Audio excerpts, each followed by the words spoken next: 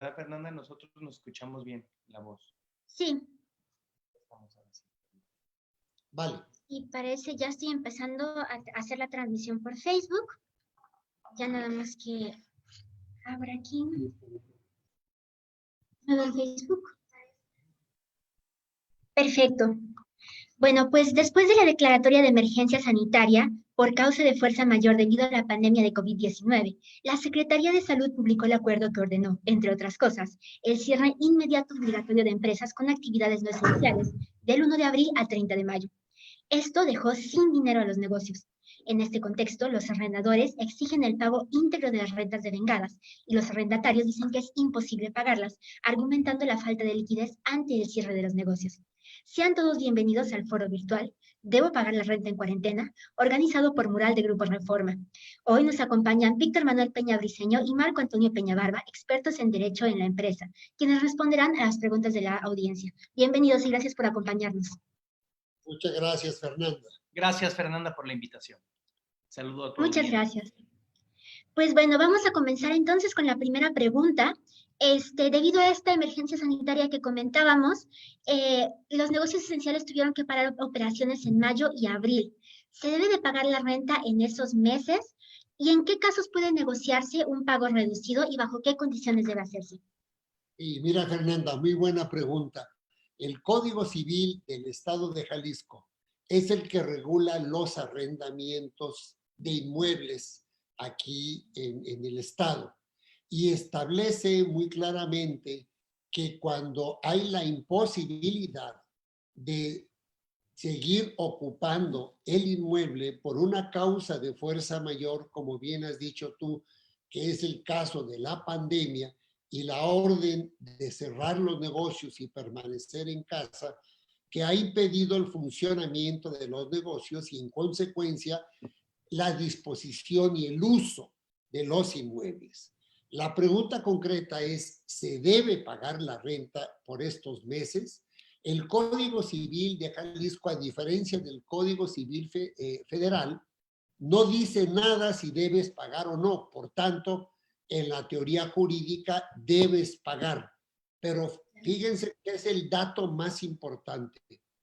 Dice la ley que si más de un mes, por causa de fuerza mayor, el negocio no puede abrir, no puede trabajar, no puede generar estos ingresos, el inquilino puede devolver el inmueble, dar por terminado el contrato, rescindirlo sin ninguna penalidad, sin ninguna responsabilidad, aunque todavía falte tiempo, años a veces, de acuerdo con el arrendamiento. Claro. ¿Cuáles serían los pasos para hacer esta rescisión del contrato de forma anticipada sin responsabilidad para el arrendatario? Mira, primero, abundando lo que dijo ahorita el doctor Peña, hemos visto casos, Fernanda, en donde algunos arrendatarios tratan de aprovecharse de la situación pandémica y hemos analizado algunas pretensiones en donde los arrendatarios dicen que no van a pagar la renta simple y llanamente porque no tienen la liquidez, como bien lo dices, y se han basificado en artículos de normas jurídicas diferentes a Jalisco. Esto es, lo hacen en términos del Código Civil Federal y del Código Civil Federal. Entonces, abundando en lo que dice el doctor, Jalisco no permite lo que sí hacen aquellas legislaciones.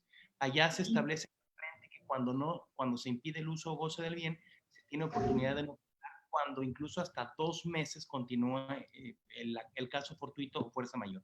Entonces, ahora sí, a la segunda pregunta, ¿cuándo podemos reunirnos con nuestros arrendatarios o arrendadores para efecto de poder liberar las obligaciones? Mira, la premisa mayor es, independientemente que no permite la norma dejar de pagar, lo que sí hemos visto en esta situación pandémica es que existe un concurso de pérdidas. Esto es, si bien es cierto, a nadie le conviene que la cadena productiva o la cadena de los negocios se pare o se inhabilite ante la falta de liquidez, también hemos visto que las personas se están acercando a sus arrendadores para efecto de poder mitigar los efectos. ¿Por qué razón? Porque nosotros mismos somos arrendadores inmobiliarios y entonces a todos nos conviene pues tratar de alguna manera aletargar a lo mejor las consecuencias del impago.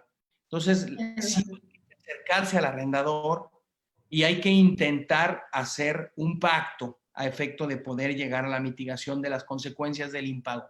Sin embargo, si no hay posibilidad de arreglo, entonces como la norma dispone que lo que se puede hacer es entregar el bien, y la entrega del bien es sin responsabilidad del arrendatario. ¿Qué significa que sea sin responsabilidad del arrendatario? Porque el no pagar tiene consecuencias de moras. Entonces, la ley te permite hacer la entrega del arrendamiento o del inmueble arrendado sin responsabilidad para el arrendatario, significa que tú puedes entregar el bien y no continuarás generando las rentas. Y si no te lo quiere recibir el arrendador, puedes irlo a consignar a un tribunal, que para eso sí están abiertos los tribunales de acuerdo a el Consejo de la Judicatura establecido para este tipo de situaciones. Perdón. Ahora, abundando lo que dice el maestro Marco Antonio, ¿cuáles serían el arrendatario, el inquilino, se trata de acercar con el arrendador para llegar a este acuerdo? Claro. Y el arrendador no te hace caso, si no te recibe, si no quiere ningún, solo exige el pago del 100% de las rentas, lo aconsejable es que le hagas la notificación vía notario público de que a causa de fuerza mayor le devuelves el inmueble, le consignas las llaves del inmueble y rescindes el contrato. Claro. Para que haya una constancia fehaciente ante el notario público de que la buena intención de entregar el inmueble y devolverlo. Ya el arrendador sabrá si en realidad conviene que le desocupes el inmueble o mejor llegas a un acuerdo. Decía Marco Antonio, somos arrendadores.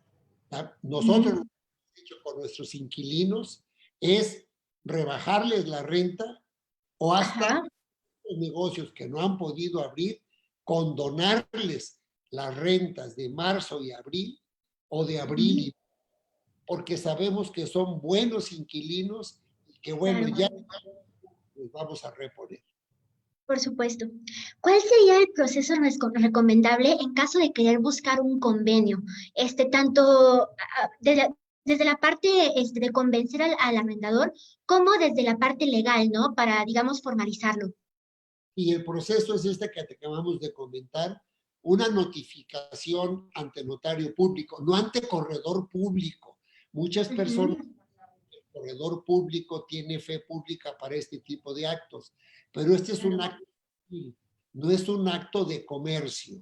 Por tanto, hay que notificar con un notario público que no se puede pagar, que no se generan ingresos, que el Estado no nos deja trabajar y que por tanto ya no podemos hacer uso del inmueble por más de un mes y entonces se termina el contrato. ¿Qué es lo que debe cada inquilino, cada arrendatario debe tomar en cuenta? ¿Qué va a pasar con la pandemia? El negocio se acabó. El negocio ya no va a ser un negocio, no nos va a dejar porque es lo que va a pasar con esta pandemia. Muchísimos negocios van a desaparecer y es mejor ya tomar la decisión rápido de devolver el inmueble para no seguir generando rentas que un día te las van a querer cobrar a tu fiador. Por supuesto. Ahora, ¿qué procede si en el contrato que se hizo con el arrendador, las cláusulas indican que se renunció a los beneficios que otorga la ley en esta clase de procedimientos? Por ejemplo, el terminarlo de forma anticipada. Mira, es cierto, existe un artículo de la norma que dice que al caso fortuito nadie está obligado. Y por otro lado, la norma te establece qué sucede cuando hay por causa fortuito, fuerza mayor, la imposibilidad fáctica de continuar con el arrendamiento o el uso y goce temporal del bien. Mira, déjame decirte que estas dos normas se cuecen aparte. La primera que dice que en el caso fortuito nadie está obligado, tiene una excepción y dice, a menos que la parte a una de las partes se haya adquirido esa responsabilidad. Déjame decirte que si bien esa excepción está en la norma, nos parece que una amplitud mayor a la sola lectura de la norma. ¿Por qué razón? Ese artículo aplica cuando hay actos en los cuales una de las partes puede asumir cierto compromiso de responsabilidad. Ejemplo, cuando hay transporte de bienes. Entonces, si tú transportas vía marítima un bien, es un ejemplo, tú sabes que puede haber o no puede haber una fuerza mayor o un caso fortuito durante el transporte. Sin embargo, puedes adquirir el compromiso en el contrato. Entonces, ese artículo que dice que cuando una persona adquiere un compromiso derivado de la fuerza mayor y es responsable aún con fuerza mayor, consideramos que solamente aplica cuando es específicamente actos en los cuales puede haber vinculada una fuerza mayor previsible. No es como una patente de corso, como un pasaporte para poder siempre asumir el riesgo de la fuerza mayor del caso fortuito en cualquier circunstancia. Una norma, una cláusula así de abierta, consideramos que debería de tenerse por no puesta o podría llegar a ser nula, porque además la norma sí te dice qué hacer en el caso de arrendamiento cuando no se pueda utilizar por caso fortuito fuerza mayor. Conclusión, la cláusula, si existe, de todos modos consideramos que deberá de ceñirse al artículo que te hemos comentado para seguir este proceso. Pero a mayor abundamiento, en el caso del arrendamiento de inmuebles, es claramente establecido en el Código Civil que la renuncia al caso fortuito o fuerza mayor es nula. O sea, no es la renuncia en estos casos. Entonces, no es renunciable este derecho. Máximo, como queda clarísimo, como ha dicho el maestro Marco Antonio, que este era un caso imprevisible. Es una fuerza mayor. Nadie esperaba la pandemia. Y aunque no fuese renunciable, sería muy dudoso la validez de esa cláusula, pero por ley sería nula la renuncia. Así es que eso que se olviden, no es renunciable. De acuerdo. Ahora voy a leer una de las preguntas de la audiencia. Nos comentan si esta ley aplica de la misma manera cuando se trata de una casa habitación, que en este caso que estamos hablando de locales comerciales. Sí, en el caso que nos ocupa, que es la causa de fuerza mayor para dar por terminado el arrendamiento, definitivamente aplica igual para casa habitación que para locales comerciales porque no se contrapone en la norma.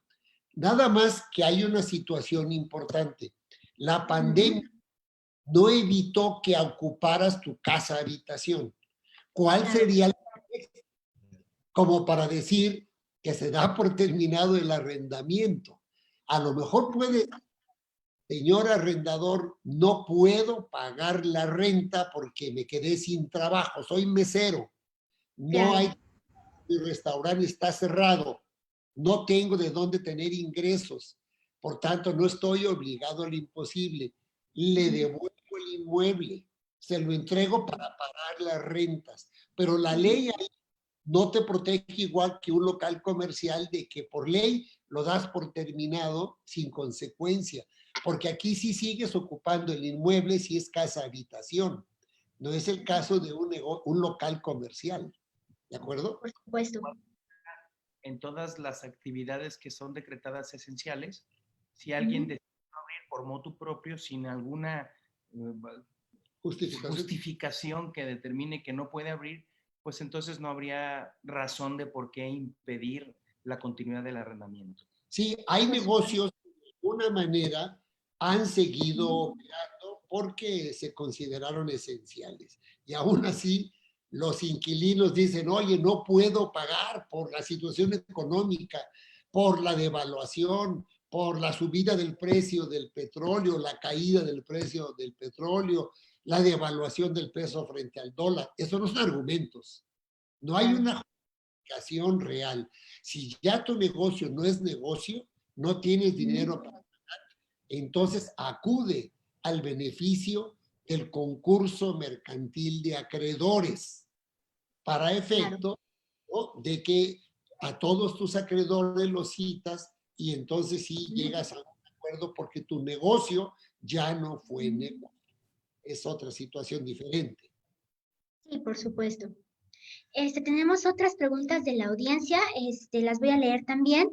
Nos comentan, ¿es un impedimento que no estén trabajando los tribunales si no hay acuerdo entre las partes? Sí.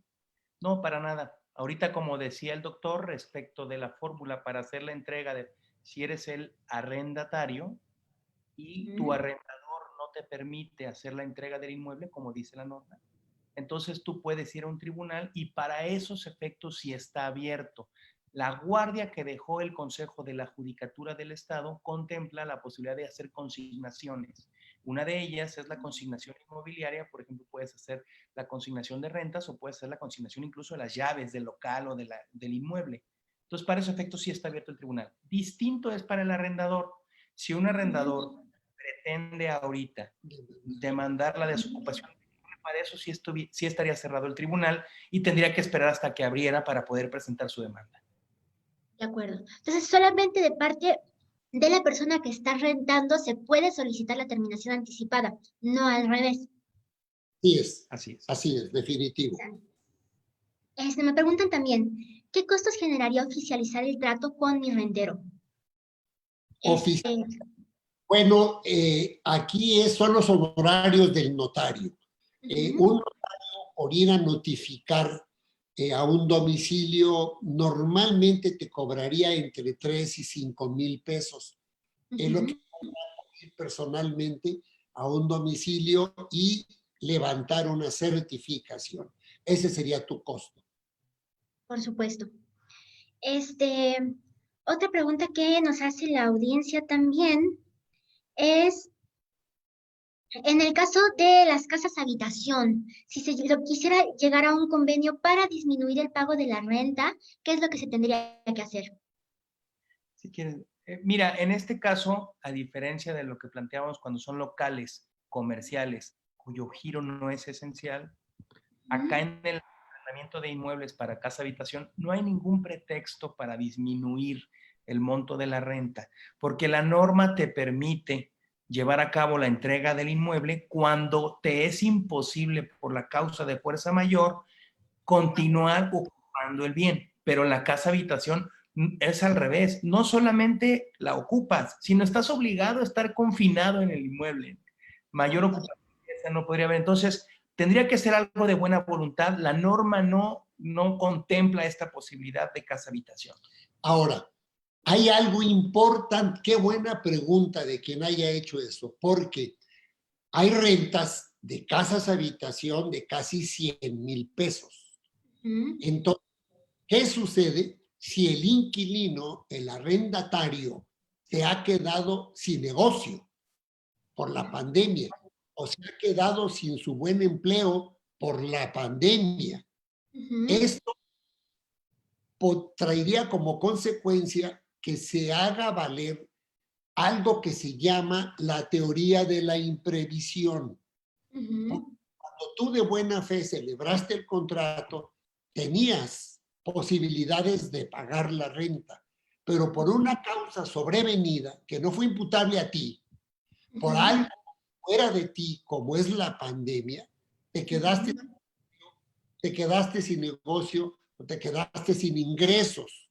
Eso hace que cambie tu situación real económica y puedes acudir ante un juez para pedirle que él, con juicio de peritos, rebaje la renta a algo que sea accesible, algo de mercado, porque muchas veces por ciertas zonas a lo mejor se fue inflando las rentas y hoy a lo mejor hay un exceso de inmuebles desocupados que quizá pueden hacer que las rentas hayan bajado.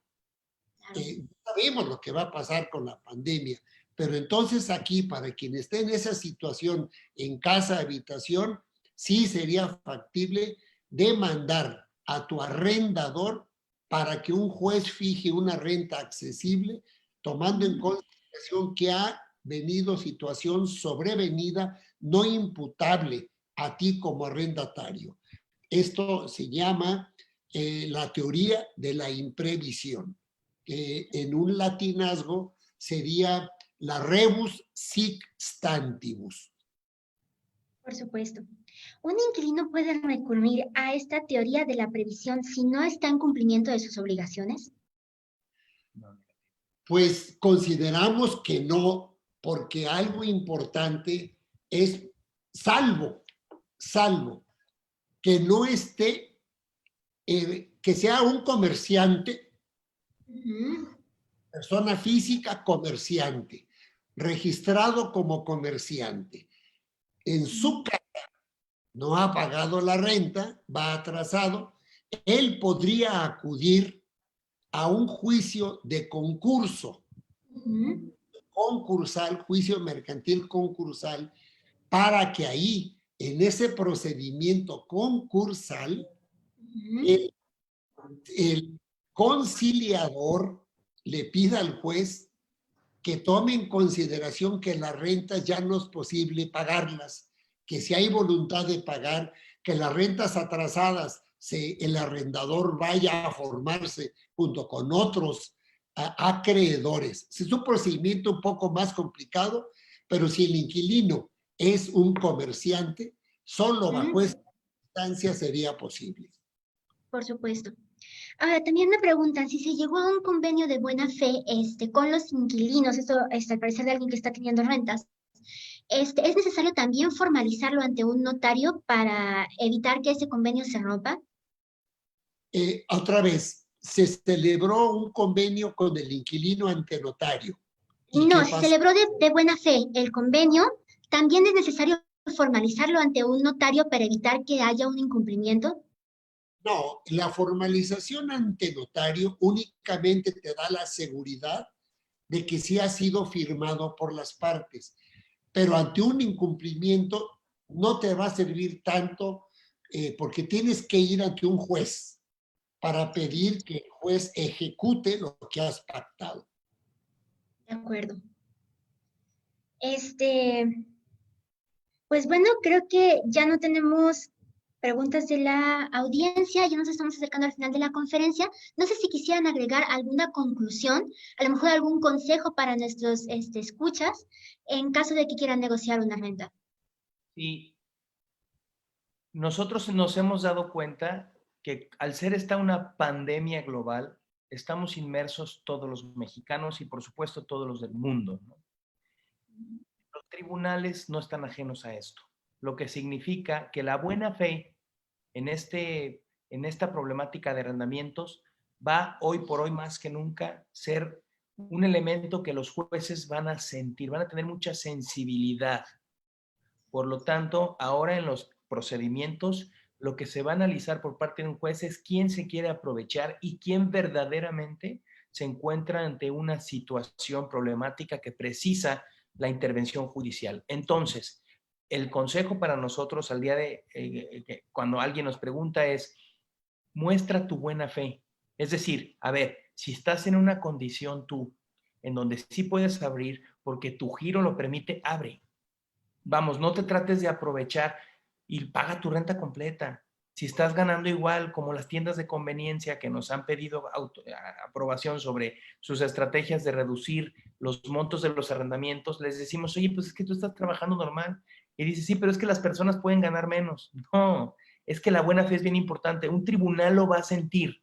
Entonces, la conclusión es, necesitamos generar nosotros condiciones reales en donde si lo necesitamos, hay que hacer los procedimientos, hay que mostrar buena fe, hay que hacer, como dice el doctor, el proceso notarial y posteriormente continuar con lo que la norma nos permite, pero, hombre, mostrando la buena fe, porque más que nunca los tribunales están inmersos en la misma pandemia. Y mira, consejo último de nuestra parte sería, negocien. La pandemia esperamos que no va a ser para toda la vida. Es una situación que muchos jamás habrán vivido y ojalá no lo vamos a vivir, pero lo ideal es que lo más pronto posible, todos de la mano, salgamos lo mejor librados de esto. Todos vamos a perder, pero es preferible que perdamos un poco y no que al final de cuentas vayamos a meternos a juicios caros, engorrosos y con un resultado que no sabemos porque los juicios son una moneda en el aire. Lo ideal es negociar, platicar y tratar de llegar siempre a buenos acuerdos.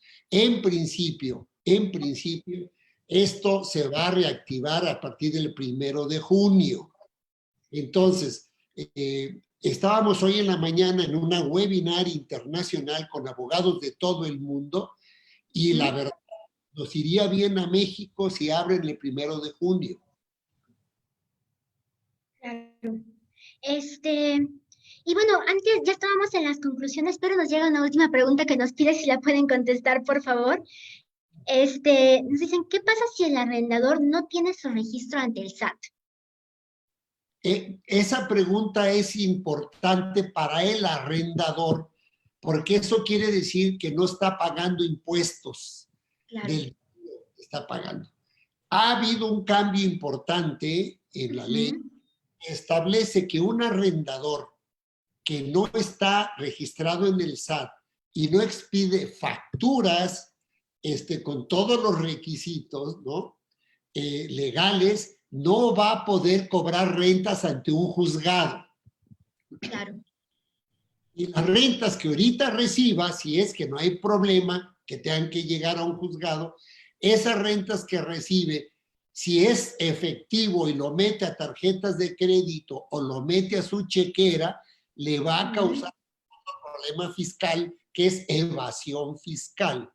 Entonces, definitivamente va a tener problemas luego para poder acreditar de dónde viene el dinero que tiene en sus cuentas bancarias, en sus tarjetas de crédito, en sus viajes, en sus comidas, ¿sí? Y sobre todo, no va a poder demandar por el pago de rentas. Por supuesto. Sí, claro, podría decirse que de una u otra manera estos procedimientos sirven cuando está todo en orden, tanto de parte del arrendador como de parte del arrendatario. Afirmativo, es cierto. De acuerdo. Pues bueno, les agradecemos mucho, doctor Víctor Manuel Peña, Marco Antonio Peña, muchísimas gracias por esta participación, por compartirnos esta información. Esperamos a nuestros escuchas que les haya sido de utilidad y bueno, los estaremos esperando en futuros webinarios que estaremos haciendo de parte de la sección de negocios de Mural de Grupo Reforma. Muchas gracias por acompañarnos y que pasen buena tarde. Gracias a ustedes. Gracias, Fernanda. Hasta luego. Hasta luego.